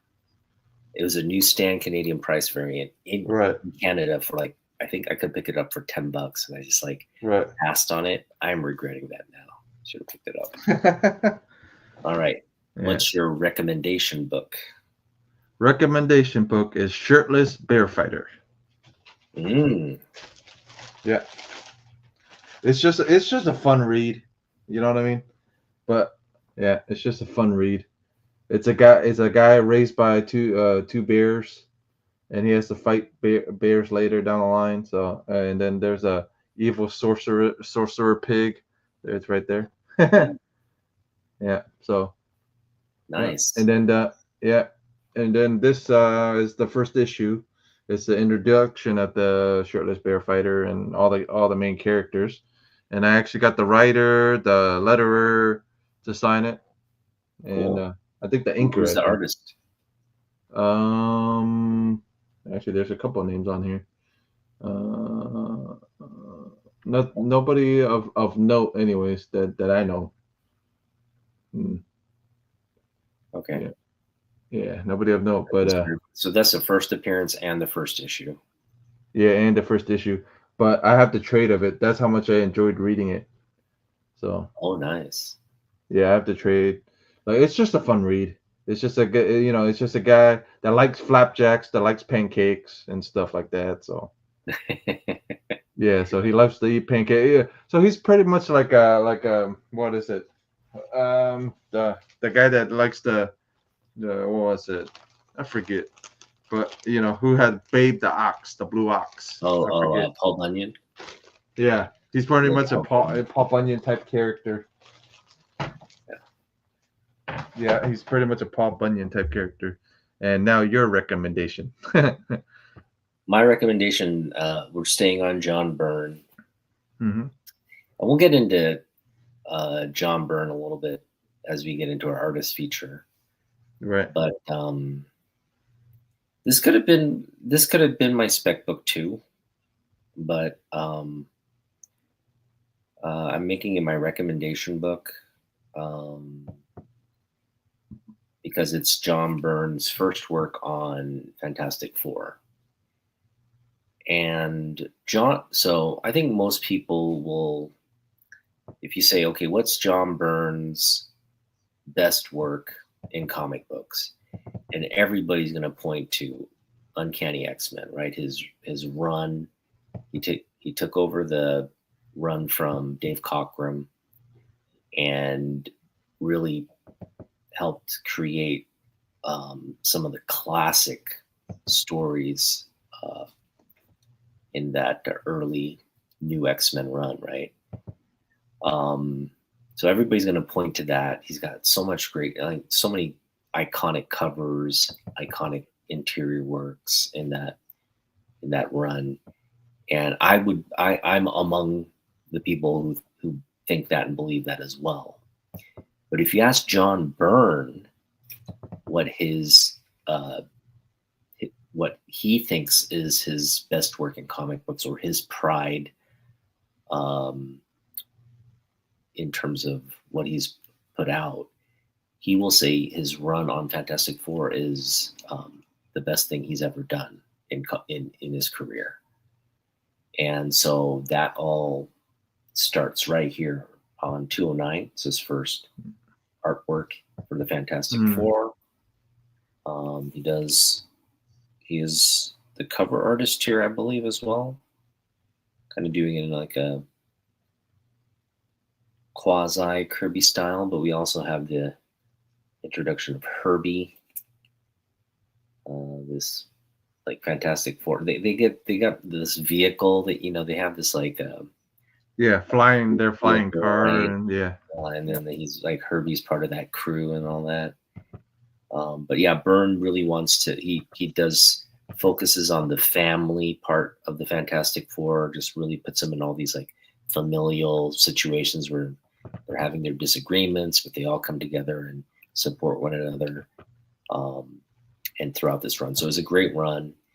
And Byrne, when he took over for Cockrum, was like apologetic in X-Men. He actually kind of penned a letter in his first issue of X-Men, thinking like people would hate his artwork, and anticipating a real backlash, because X-Men was really popular because of Cockrum and Claremont's kind of re-envisioning of that story.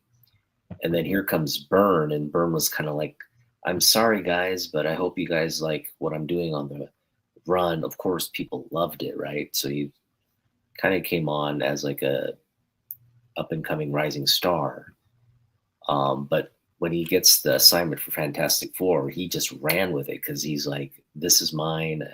There was no apologies.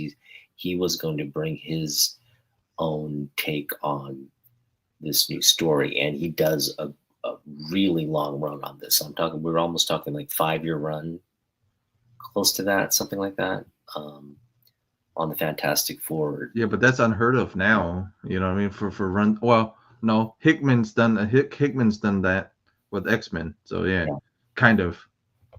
Yeah, I mean, his stuff spans almost almost 100 issues. Close to because so Jonathan Hickman's ended up doing that with a couple of them for X-Men. Yeah, so the other Brian Michael Bendis, those are some of the guys that done stuff like Byrne did.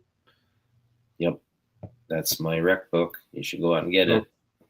Yeah, and then my flex one is lenticular cover of Baby Teeth. So hold on. Yeah. So Baby Teeth. Yeah, I just thought this cover was. What's Baby Teeth? Baby Teeth is written by Donny Cates, and it's talking about a young teenage girl that has has probably like 17-year-old girl that has the Antichrist. So she's a virgin who has the Antichrist. Yeah, pretty much. She's impregnated with the devil. Yeah. He's raising the devil. You see. Yeah. But she tries to make him. Yeah. So I just thought this cover was neat. And it's one of the rarer Baby Teeth covers. And it's signed by Donny? Who's it signed by? Signed by Donny Cates on top. Yep. Nice. All right. So I always thought, that this cover was cool. It was one of the first lenticulars that I've seen. Mm-hmm. So, yeah. So. All right, that's a good flex book. Yeah, that's a great flex. Not too bad. Not too bad. It wasn't that too bad. It was a small flex this week. It wasn't too big. All right, my flex book. Speaking of John Byrne's I just want to say like iconic run, legendary run on X-Men. It's a legendary run. There are a few, I think, artists who there are few like runs that are just like, I think more more celebrated than this particular Byrne Claremont run, right? But of all the great artwork and stuff that Byrne did on this run, I consider this cover to be his hands down finest cover. And there's a lot of great covers, but this is, I think, his best cover. And it's just a very simple telling of the story here. Days of Future Past. You can infer so much from this cover, right? The wanted poster, all the slain characters there, the sort of the spotlight. What do you call these things? I guess, when the criminal lights, jail lights or whatever. Yeah, spotlight. You're right. All right. Yeah, the spotlights on him, like he's being hunted, right? So just this is for me. I don't know. I can't speak for every collector, but for me, this is, I think, the climactic, peak of cover art in the run.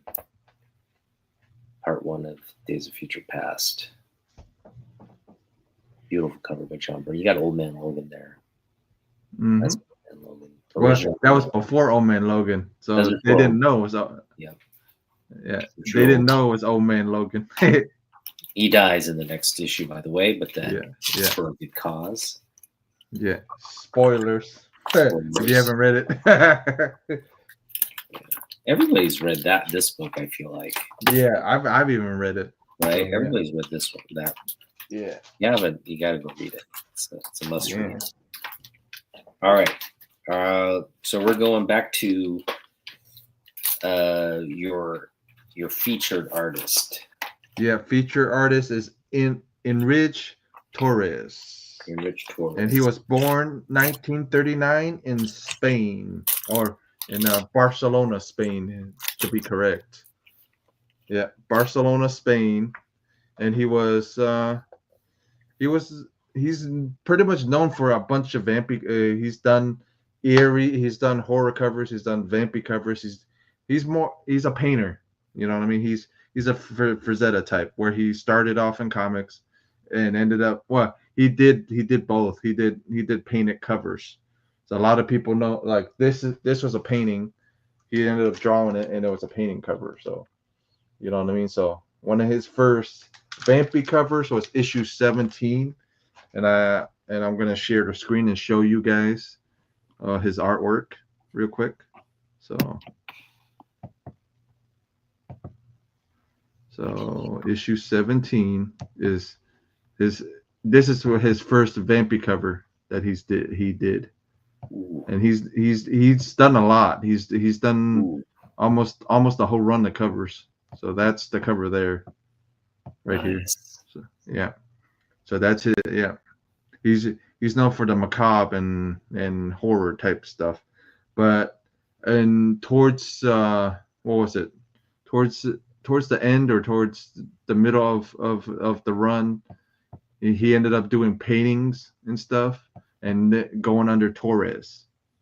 So he didn't go under, like in comic books, he went under Enrique Torres, but in the fine art type, if you see anything it says Torres on it, it's pretty much Enrique, because he only used his and he only used Torres. He didn't use the Enrique in fine arts, but in comic books he used Enrique. He didn't use his full Enrique Torres.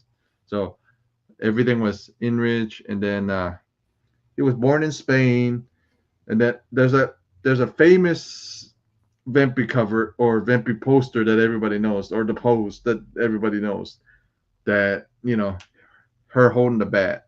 So that's issue 19 or whatever. That where you can actually order it. So I'll bring it back up again for you guys real quick to show you guys. So yeah, so this, let me share the screen. And Enrich Torres, and then this cup, and I'm going to tell you guys the story behind it now. So this was actually, Jose actually drew the idea. Jose Gonzalez actually drew the Vampy, but he drew her a lot shorter, and the knees were a little awkward. So Enrich and him collaborated a lot. So Enrich would collaborate because they wanted a poster, and the only way to do that was to do oil painting of it. The problem was Jose didn't do oil painting. Jose didn't have that skill. Jose could use color pencils and watercolors. So Jose Gonzalez ended up asking Enrich for some help and actually painted it. And actually, they didn't find out until later that Enrich had something to do with it. But the story is that Jose drew it, he painted it, and then they sent it off to James Warren. James Warren had said something. Well, Enrich said something about how Jose drew her knees. Thought it was a little awkward, and then as soon as it went to James Warren and Warren Publishing, it got sent back. Said he wanted her taller, so Enrich ended up, redoing it, making her taller. So this is how that ended up happening. But it's actually, so the drawing is actually Jose. The original painting is actually Enrich. So they collaborated. So one drew it and one painted it. Yeah. Yeah. I mean, you showed this last week, and yeah, we were talking about the knees, right? Yeah, since I was bringing Enrich up, I had this. This is one of the stories what Enrich asked why he didn't take credit for it. The big reason why he didn't take credit for this cover. The biggest problem was he didn't mind giving credit to somebody else because he painted it, but he had Jose sign the bottom of it. Mm-hmm. So yeah, he had Jose sign the bottom of it. So it was interesting, but that was cool when I read his autobiography, like that. That was a cool one. Like this one here, I'm gonna show now. Issue, nope. Let me find it real quick. Issue 21, and this cover here was actually, there's actually a cover model that actually posed for this, and then he actually copied the pose and everything for Vampy. Oh, hold on, let me share it again. I gotta go undo this, share it. Yep, there we go. Yeah, there it is. This one, so this cover here was actually, he actually used the cover model for it. So it's kind of neat to actually find out how the process worked and everything. Mm-hmm. That's nice. Yeah, like he's done a lot. So he's had cover model. He's had cover models for a lot of them, and even the famous painting had cover models. So let me show you guys real quick. So the famous cover actually has a model for it. So that's the drawing. Oh wow. Yeah, that's Jose. Yeah, and that's the model there. So that she actually posed for it, and Jose. So it shows Jose drew it, the top, the top corner is Jose actually drew that. Beautiful. Inrich actually painted it. Mm-hmm. So that's like they like using live models, but like Inrich would say he hated the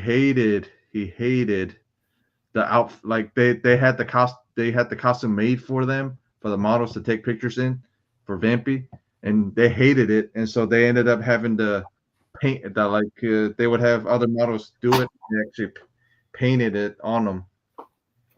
So actually painted like they were painted outfits on them. And he actually did a self-portrait of Jose Gonzalez too. So I'll show you this panel real quick in his biography. He actually oil painted Jose. That's Jose sitting there, and that's oh, nice.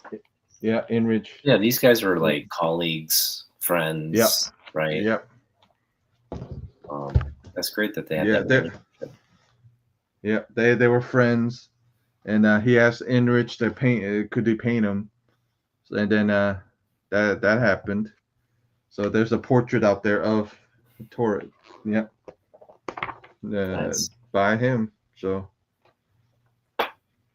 yeah, and then I wanted to show you guys another thing about this is that one, and then the other one I wanted to show you guys was what some of his paintings go for. So let me share this real quick. So this would be issue 42. So this is issue 42's cover, but this cover actually ended up on Heritage. About the original piece. The original piece ended up on Heritage. So I'll show you guys what it actually ended up selling for. Actually, so it actually ended up on our market sometime this year, March of this year. So it actually sold. I'm gonna guess. Let me guess. Yeah. Okay. It sold for 300,000. Close. Very close. I'll share the screen right now with the Heritage auctions, real quick. You were close, I think. Well, let's see what it sold for. Actually, got it up. So this is the painting here, and I'll come back. Yeah, you see the price, right? I was way off. I said 300,000. Yeah. It's only. Oh, you said 300,000. Okay, I misheard you anyway. Yeah. Really? So that's the original. Original oil painting for 4,000. That seems. Yeah. Well, it's not as big as you think it is. That's how big it is. You see how big it is? It ain't big. Still. Yeah, but okay, I was imagining like a big, large canvas, but if it's like a little page. But I don't think this is the original canvas. I think this is the original. It is the original, but it's the smaller. It's there's canvas, and then there's something that he did before the canvas. I think this is the thing that he did before canvas. Okay, so it's not necessarily original art. It's like original. It's original, but it's probably an original mock-up of it. Yeah, a mock-up of it. So the original painting is probably sold somewhere. Yeah, original painting I would imagine is a lot more than that.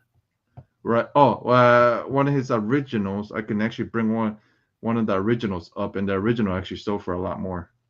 Yeah, show us like a canvas painting. Yeah, canvas one. $4,000. I want to get my own canvas painting of Torres. Yeah.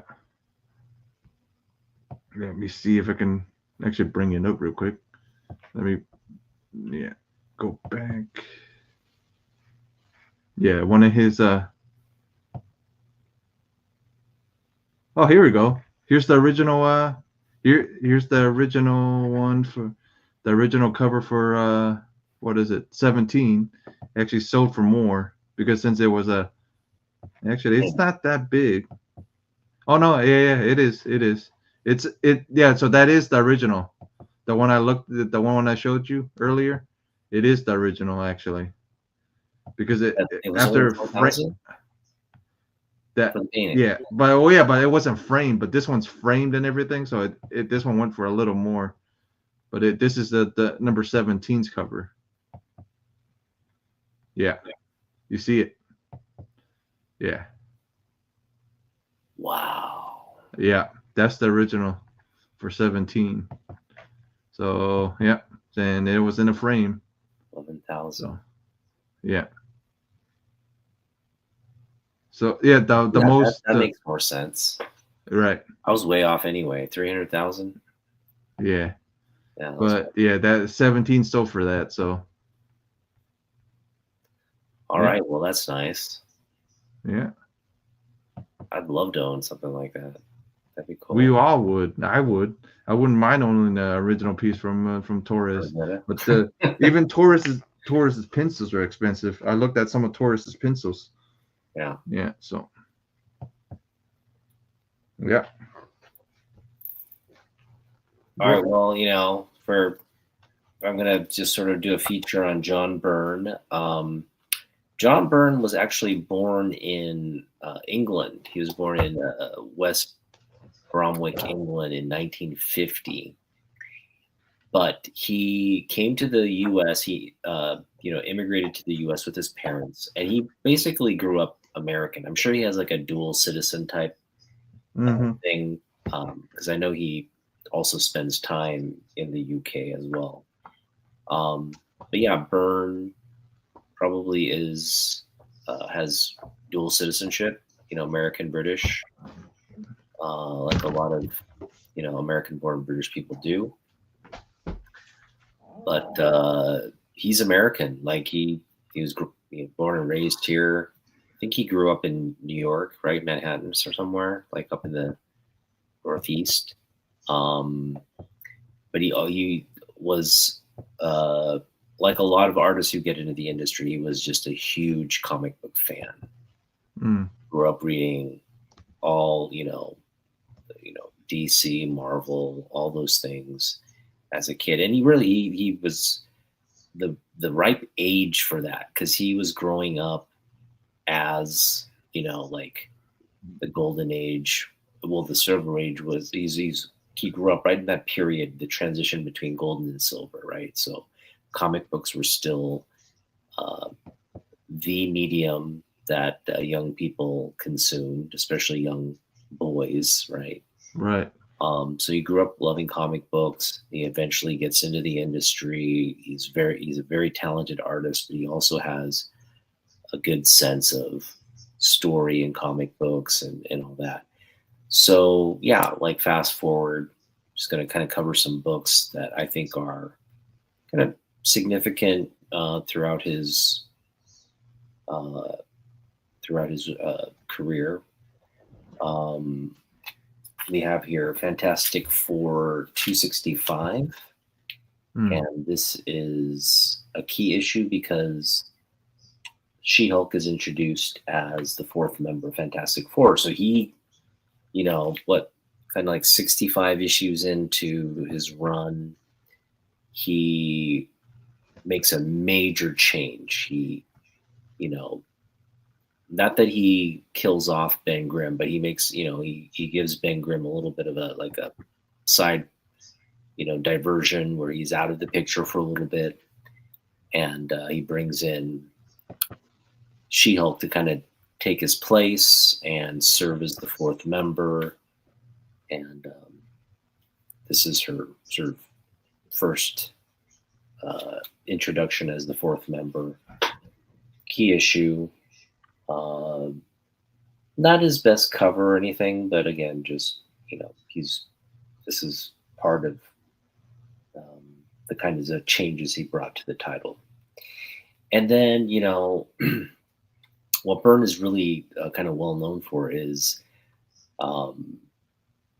knocking down that fourth wall and having the comic books kind of like interact with the audience directly. So he'll oftentimes draw himself on the cover or in the comic book somewhere and refer to himself like the comic book characters are talking to him, like John, like why'd you draw my arm like this, or things of that nature.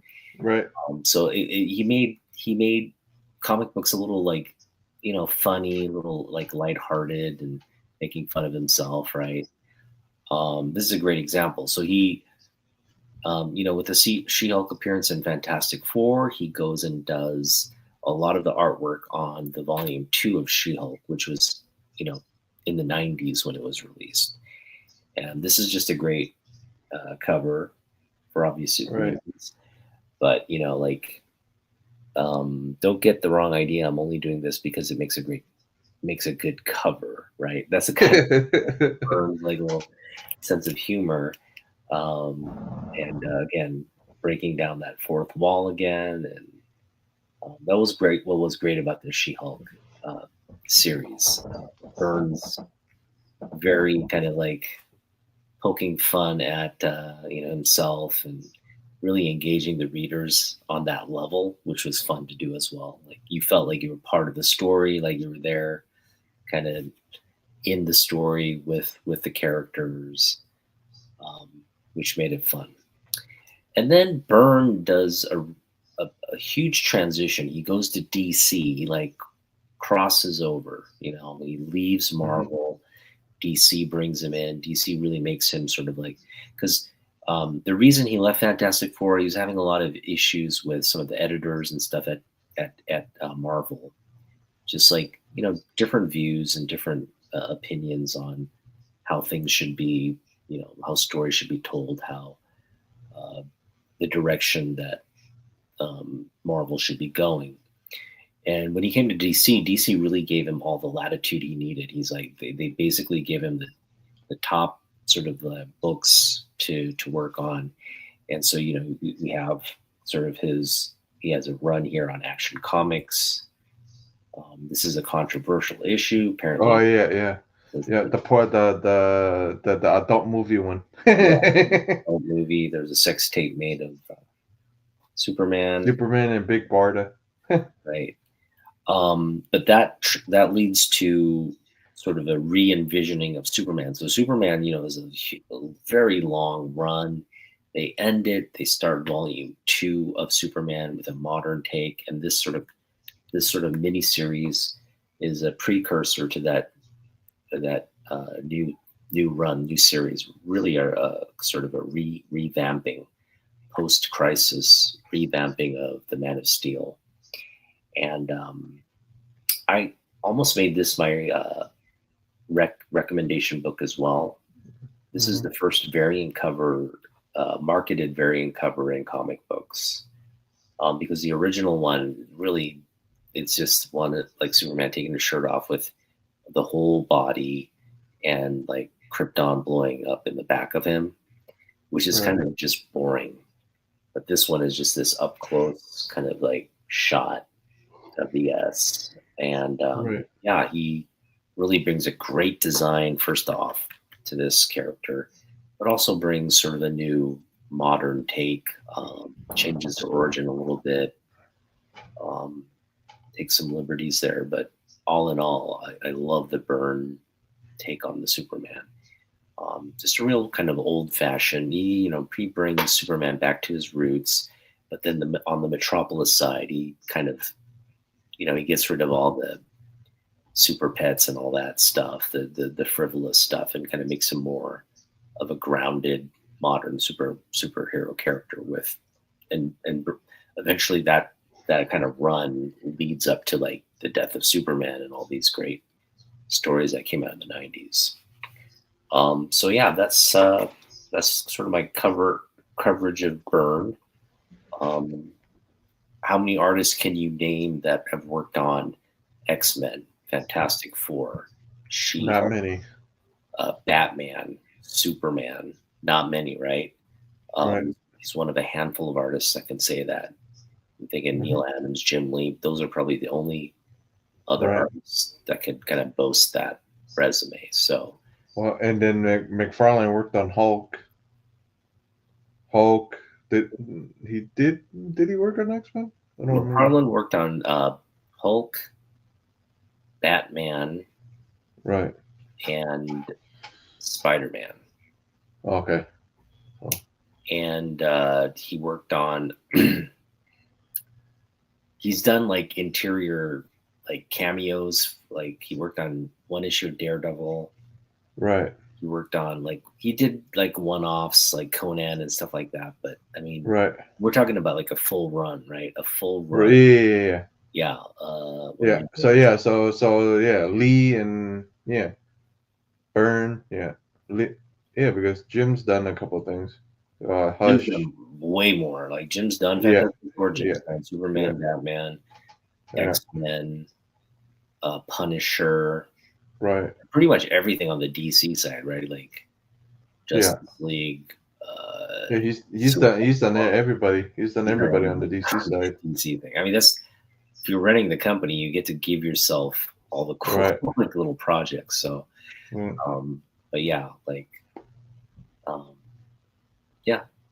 Byrne's just a legend, and I wish that Byrne would make more appearances at the cons. I really would love to get more stuff signed and just meet him one day, but got to be patient. I'm sure he's not spring chicken, so hopefully he'll get out here someday. So I would like to have Inrich come out here too. That would be cool. Nice. But he's up there in age anyways. He born like 1939. You know what I mean? So that's. He's up there in age, and then St. Julian's even 74 this year. Yeah, so that's so St. Julian's, St. Julian's up there. He's up there. You know what I mean? Yeah. So those two are up there in age, anyways. I had a chance to meet St. Julian, but he ended up canceling at the con, so that really upset me. Was able to, Love this signed book, man. Yeah. Love it. Yeah. This could have been my flex book too. Sure. Flex book. Yeah. Ooh, yeah. And that's another thing. Byrne's signature is so iconic. It's just like it's his own. Yeah, it's his own style. Because I thought it belonged to the cover at first, and then I looked at it again, and I knew it was a signature. Signature right there. Yeah. Boom. All right. That was fun. Yeah. That was a lot of fun. Yeah, we're gonna be doing Double Dragons for another episode next week, and then I'm probably gonna be working on some. I got some ideas in my head, and so the show actually got my creative juices going again. So I got some ideas. Now I kind of want to make like a charm, like an emblem for our logo now. I'm down. Yeah. I want to do some music, man. Let's get some music, like Double Dragon music. Yeah. We got any producers out there to make some music? I'm sure we could do like a MIDI version of the original Double Dragon video game soundtrack, but change it up to where it's a little different, so we can actually use it. Yeah. And not get sued. Yeah. But you like how I've been choosing the music for ours? I put Chinese hip hop. Next week I'll probably put Korean K-pop or something. just to be. We could do K-pop. Yeah. There's a bunch of like obscure artists' music who we could steal. Yeah, but it wasn't. I mean, it's been fun because this, like I said, this is the first time I've actually got a logo for a show I've been doing. So that's cool. I appreciate Loke for doing it. So to make two logos out of it. Shout out to those guys. Loke and Naman Hyung are doing draw-alongs or draw along, and it's I'm happy that Nas doing some more drawing. So I'm happy about that.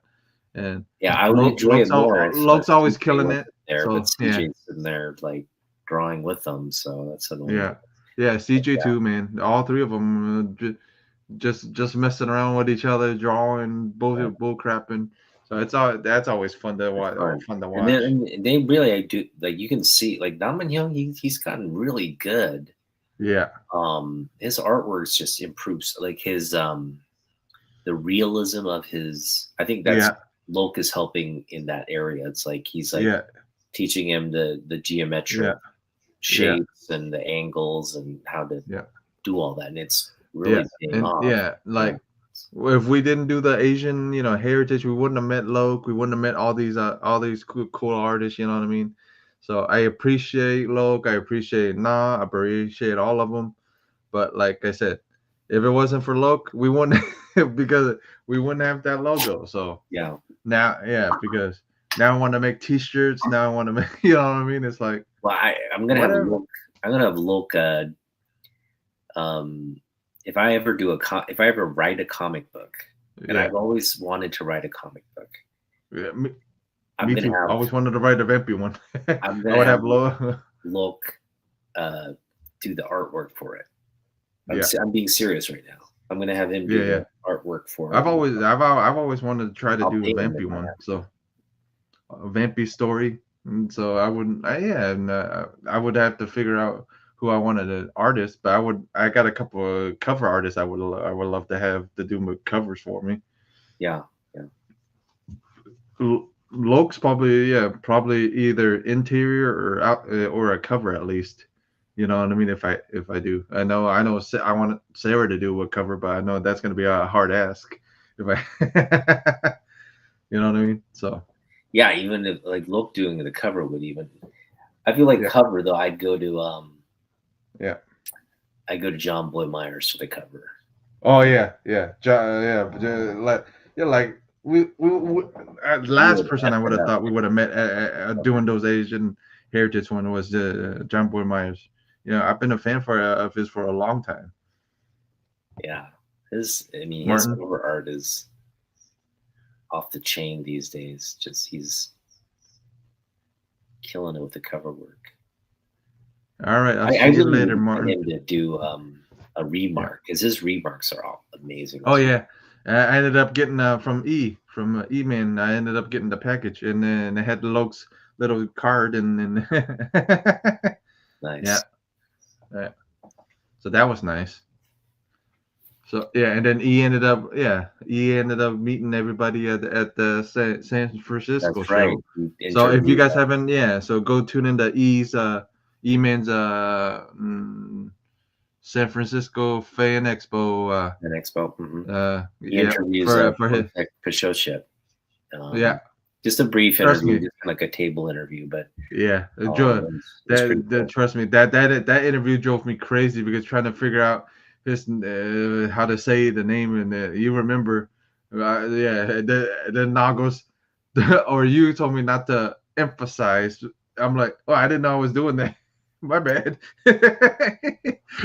So, but like I said, we would like us. All three of us was doing, originally. Now we have Katie and all them helping us out with the Asian heritage. Much I'm excited for this year's to see how many more artists we can get, since now John Boy Myers, since these guys are gonna want to come back, and I can actually join in to some of the shows this time because I work days now, so I'll be home at night and when you guys are doing the shows, so I'll be able to jump on and actually ask questions. So that'd be kind of fun. So it's gonna be fun this year. I think we've got a good. First off, little crew now. Yeah, we got a little crew now, like actual creators. Yeah. Asian American creators who are, they're not the big names, but they're definitely very active. And then they're more than happy to throw in for us. Hey, go interview this guy. This is a new guy that you guys might like. Go interview this guy, or they'll throw names at us, and that's cool. Hey, go ask him for us or whatever. Yeah. No, we have an opportunity this coming May during AAPI month to feature all the artists that were part of Asian Invasion. Yeah. I'm like Asian Invasion. Really talented group of people, and all of them were talented. Diverse. They're Asian, but their artwork, their works are so diverse. So it's gonna be fun, and hopefully we bring back some of the. I want to bring back Bernard Chang. That was a really fun conversation. But our goal is to get Jim Lee. That's the goal every year. Yeah. And if we don't get him, this year, we'll get him next year. Jim Lee's watching. He's watching from the shadows like a ninja. And we'll get him. We'll get him. Jim, I know you're listening, so if we ever for us, if I ever see him at a con, you ever see him at a con, we'll hit him up. We'll hit his manager up. Nah, we'll just hit his manager up. We'll persuade the manager to get us an interview. Even if we can do a table interview with him, either somebody that sees him at a con and we somehow he's in your neck of the woods all the time. I feel like more than he's in mine. Yeah. Well, if I see him this year, if he does come out this year, I'll definitely try to go up to the table and just. I was thinking of going to San Diego this summer. Just doing it, and obviously he's at San Diego every year, so right. All of them, a lot of the creators are in San Diego every year. Yeah. So I'd only be really focused on seeing him. Right. You have to be really diligent to get in line, because if you don't get in line in time, you're not going to see Jim Lee. His line is like the one that snakes around the con, and they have to literally build those airport mazes for you to see him. Yeah, that's the kind of I've seen it. I've seen it over here when he was over here last time. Yeah. So if you want to see him, you gotta invest the time, go there early and just camp out, and not try to see anything else. Right. Otherwise, you try to do too much, you're not gonna get you're not gonna be able to see anybody worthwhile. So. Right. So, guys, this is gonna be it. We're gonna see you guys next week with the new episode of Double Dragons. I probably got some stuff that I'm gonna be working on. So you guys are probably going to see some stuff from me eventually. Now my creative juices are going again. So you might see more videos from me, more, shorts. You never know. So be on the lookout. But let's see what you got anything going on besides Double Dragons? I'm doing my year-end top 10 lists. Okay. That's kind of a weekly thing. Right. We'll even do. I don't even think I even got a top 10 this year. I don't remember. I don't even remember. You and I are gonna have a Christmas show, right? We're gonna do a Christmas show. Yeah. Or something. Yeah, we'll do some Christmas books or whatever. I got some Christmas horror books. I got some Christmas normal books. So got some. I don't have some Christmas books, but what I want to do is kind of I don't know, do sort of just Merry Christmas type show. Right. Yeah. Holiday kind of cheer. Yeah, I got you in the background or something. Do something. Yeah. Festive. Yeah. That should be fun. Yeah. We'll do some. We'll figure something out. But guys, check us out next week, either Sunday or Saturday, depending on how we feel about it, or if we got something planned.